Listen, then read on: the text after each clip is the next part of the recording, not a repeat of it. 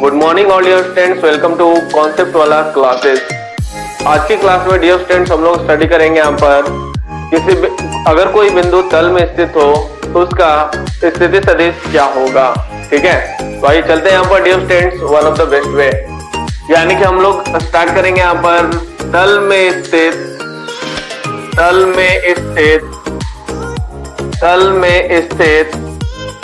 बिंदु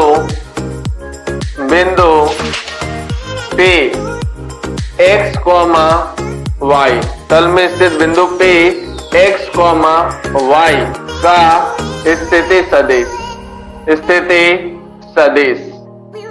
ठीक है, इससे पिछले लेक्चर्स में हम लोगों ने जाना था यहाँ पर स्थिति सदिश क्या होता है। तो आज की क्लास में डियर स्टूडेंट्स हम लोग जानेंगे यहाँ पर तल में स्थित बिंदु P x, y का स्थिति सदिश क्या होता है। ठीक है, तो आइए चलते हैं यहाँ पर डियर स्टूडेंट्स, ध्यान से देखिए। मान लिया जाए यहाँ पर तल का मतलब अगर x और y दिया हुआ है, मतलब यह बिंदु कहाँ होगा, x y तल में, यानी कि x o y करेंगे और यहाँ पर हो जाएगा x o x डैश और अगला हो गया हम लोगों का y o y डैश। ठीक है, x o x डैश और अगला क्या है मेरे पास y o y डैश, यानी दो हम लोग का परस्पर लंबवत रेखाएं हैं जिसे हम लोग क्रमशः x अक्ष और अगला y अक्ष कहेंगे। तो इस तल में एक बिंदु P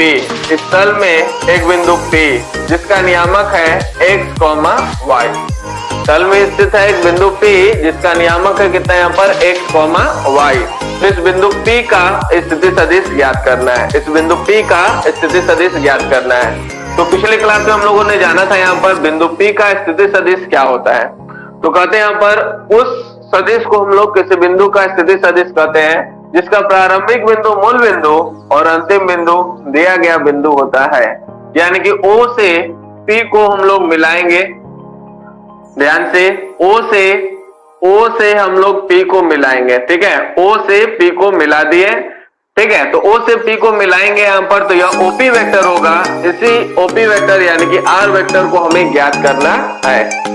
ठीक है, तो आइए चलते हैं यहाँ पर OP वेक्टर बराबर क्या होगा। तो ध्यान से सभी लोग क्या करेंगे यहाँ पर, अब यह OP वेक्टर इक्वल टू हम लोग को निकालना है यहाँ पर, तो OP वेक्टर जो होगा वो कितना के बराबर होगा। ठीक है, तो ध्यान से, तो हमने क्या किया यहाँ पर P बिंदु से हमने लंब डाला कहां पर, x अक्ष पर, जो PM के बराबर है। जो किसके बराबर है, PM के बराबर। और P बिंदु से ही हम लोग लंब डाले हैं कहां पर, y अक्ष पर, जिसे हमने बोल दिया यहाँ पर PN के बराबर है। तो हम लोग जानते हैं यहाँ पर जब किसी बिंदु से लंब डालते हैं x अक्ष पर, तो उसकी लंबाई जो होगा, लंब की लंबाई बिंदु के y नियामक के बराबर होता है। और जब हम लोग किसी बिंदु से लंब डालते हैं y अक्ष पर, तो बिंदु के x नियामक के बराबर होता है। यानी कि यह अगर y है तो यह भी लंबाई क्या हो गया, y। और यह अगर, ध्यान से, यह अगर हम लोग का OM है और यह OM जो है NP के बराबर है और NP का मान अगर x है तो ये भी मान कितना होगा, x। ठीक है, तो हमें अगर ज्ञात करना है OP वेक्टर तो हमको ज्ञात करना होगा OM और अगला ज्ञात करना होगा MP और ट्रायंगल लगा देंगे तो OP वेक्टर तक पहुंच जाएंगे। तो कहेंगे यहाँ पर क्या, OM बराबर जो है, OM बराबर x है। कहां से, चित्र से, ध्यान देंगे, चित्र से OM बराबर जो है x है और OM जो है x अक्ष के सापेक्ष है। किसके सापेक्ष है, x अक्ष के सापेक्ष है। ध्यान से, x अक्ष के सापेक्ष है। तो x अक्ष के जब सापेक्ष रहता है तो हम लोग जानते हैं x अक्ष के सापेक्ष इकाई सदिश जो होता है वो क्या होता है यहाँ पर, i कैप। और y अक्ष के सापेक्ष इकाई सदिश जो होता है वो क्या होता है, j कैप। x अक्ष के सापेक्ष इकाई सदिश क्या होता है, i कैप, और y अक्ष के सापेक्ष इकाई सदिश क्या होता है यहाँ पर, j कैप। ठीक है, तो यहाँ पर हम लोग बोलेंगे OM वेक्टर इक्वल टू क्या हो जाएगा, किसी सदिश को ज्ञात करने के लिए। ध्यान से, पिछले क्लास हम लोग पढ़े थे यहाँ पर a कैप बराबर हम लोग पढ़े थे a वेक्टर बटा में a। ध्यान से समझेंगे कॉन्सेप्ट को, a कैप बराबर a वेक्टर बटा में a।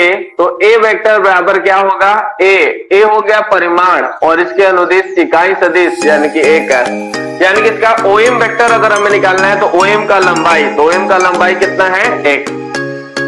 और इसके अनुदिश इकाई सदिश क्या हो गया यहाँ पर आई कैप।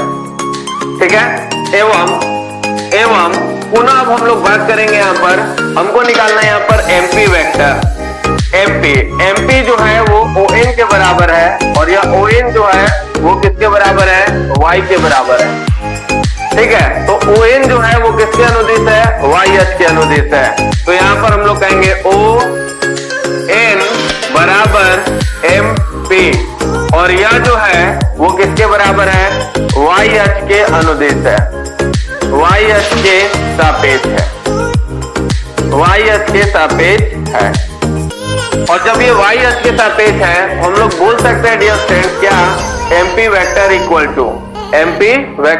टू, तो MP या ON दोनों सेम होगा और वो किसके बराबर होगा, तो MP का परिमाण जो Y के बराबर है I इंटू क्या हो जाएगा, ठीक है। यहाँ तो कोई दिक्कत है तो कमेंट करेंगे डियर फ्रेंड्स, यहाँ तक कोई दिक्कत हो तो कमेंट करेंगे। और धीरे से अब हम लोग अपने OP वेक्टर तक पहुंचेंगे यानी कि R वेक्टर तक। वेरी गुड, चलिए तो अब हम लोग बोलेंगे यहाँ पर, ध्यान से, अब हम लोग बोलेंगे यहाँ पर समकोण त्रिभुज OMP में, तो समकोण त्रिभुज OMP में बाई ट्रायंगल ला।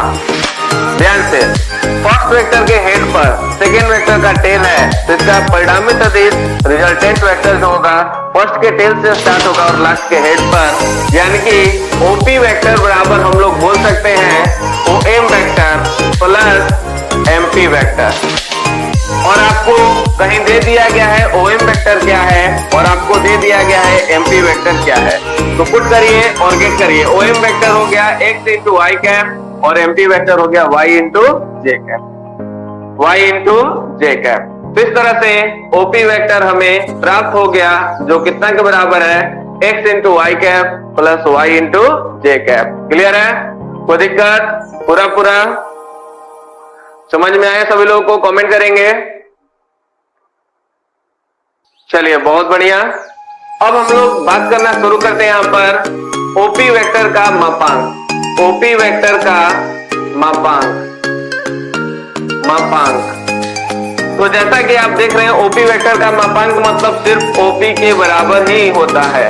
तो OP बराबर क्या कहेंगे, ध्यान से, यह हम लोग का लंबाई x है और ये 90 डिग्री है और यह हम लोग का लंबाई जो है वो y के बराबर है। किसके बराबर है, y। यह x हो गया, यह y हो गया, यह हम लोग का आधार और यह लंब और r हो गया हम लोग का कर्ण।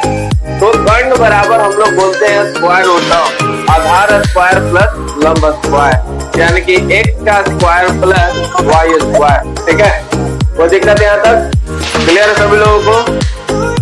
ध्यान से सभी लोग एक्टिव। देखिए तो OP बराबर क्या होगा, रूट अंडर हम लोग बोलेंगे x square plus y square के बराबर होगा। तो यह हो गया हम लोग का OP वेक्टर का परिमाण। ठीक है, तो यानी कि हम लोग ज्ञात कर लिए तल में स्थित बिंदु P का स्थिति सदिश एवं साथ ही साथ इसका मापांक। ठीक है, तो take a screenshot dear students. और तब हम लोग आगे बढ़ते हैं इससे संबंधित बहुत सारी बातों को जानने।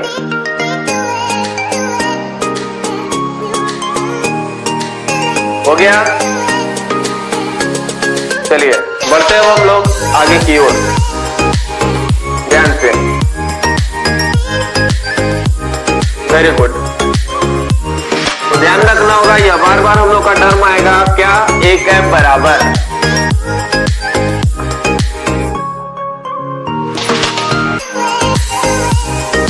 देखिए यानी कि हम लोग का कुछ महत्वपूर्ण बिंदु पे अब हम लोग आते हैं और वो बिंदु क्या है, इसी टॉपिक से संबंधित है।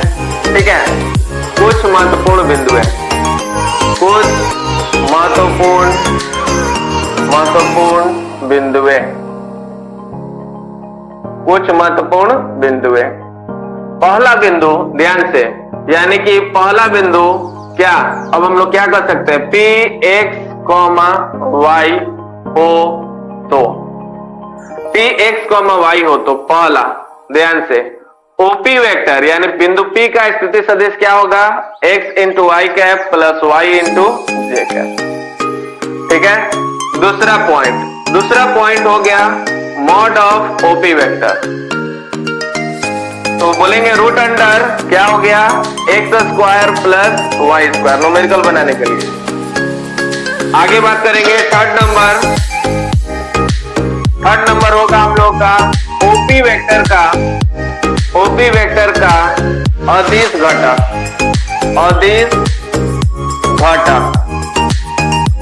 ध्यान से, ये नया चीज है। अदिश घटक क्या होता है? घटक मतलब होता है किस किस से यह मिलकर बना हुआ है, किस किस सदिश से यह मिलकर बना हुआ है, उसको हम लोग बोलते हैं घटक। ठीक है, क्या बोलेंगे? घटक। जैसे यह पेन है तो प्लास्टिक से बना हुआ है, इसके अंदर रिफिल है, इंक है, इसका नीब है, तो यह इसका हो गया घटक। यानी कि उसी प्रकार से ओपी वेक्टर कौन कौन से सदिश से मिलकर बना हुआ है, तो x इंटू वाई कैप और अगला हो गया y इंटू जे कैप, और बीच में क्या कर दिए प्लस, यानी कि दोनों को जोड़े हैं तो हम लोग का ओपी वेक्टर मिला है। और अदिश घटक मतलब आई कैप और जे कैप को छोड़कर, यानी कि आई कैप और जे कैप को छोड़कर जो हम लोग का x है और अगला y है, यह हम लोग का हो गया अदिश घटक। ठीक है, यह हो गया हम लोग का अदिश घटक। कौन कौन है? x और अगला y। चलिए चौथा पॉइंट में कहेंगे इसी चीज को, ओपी वेक्टर का सदिश घटक क्या होगा? तो ध्यान से, सदिश घटक होगा हम लोग का किस किस सदिश से मिलकर बना हुआ है, तो x इंटू वाई कैप और अगला हो गया y इंटू जे कैप। क्लियर है? कोई दिक्कत? अब हम लोग बात करना शुरू करते हैं आगे की ओर। तो यहाँ तक कंप्लीट कर लीजिए। Second screen